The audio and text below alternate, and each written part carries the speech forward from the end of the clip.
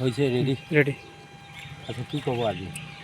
চাওক, দুলীয়াজানৰ যিটো ঘটনা, সেই ঘটনাটোৰ আলামতে আমি মিণ্টু শইকীয়া নামৰ যিজন ব্যক্তিয়ে আমাৰ বীৰলাচি থানা অসমৰ যি স্বাভিমানত আঘাত সানিছে, তাৰ প্ৰতিফলত আমি আজি অল অসম জুৰি আমাৰ বীৰলাচি থানাৰ তৰফৰ পৰা আমি প্ৰত্যেক থানাই এজাহাৰ দাখিল কৰিছোঁ।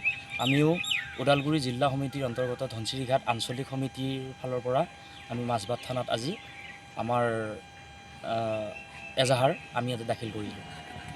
আগন্তুক সময়ত আপোনালোকৰ কিবা কাৰ্যসূচী থাকিব নেকি? আগন্তুক সময়ত আমাৰ কাৰ্যসূচী এইটোৱে থাকিব,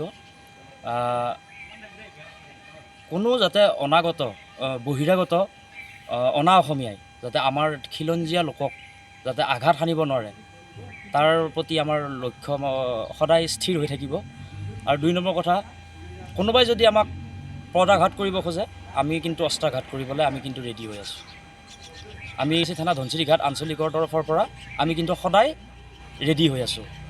বীৰলাচি থানা অসম জিন্দাবাদ, জিন্দাবাদ জিন্দাবাদ, বীৰলাচি থানা অসম জিন্দাবাদ, জিন্দাবাদ জিন্দাবাদ, বীৰলাচি থানা অসম জিন্দাবাদ, জিন্দাবাদ জিন্দাবাদ।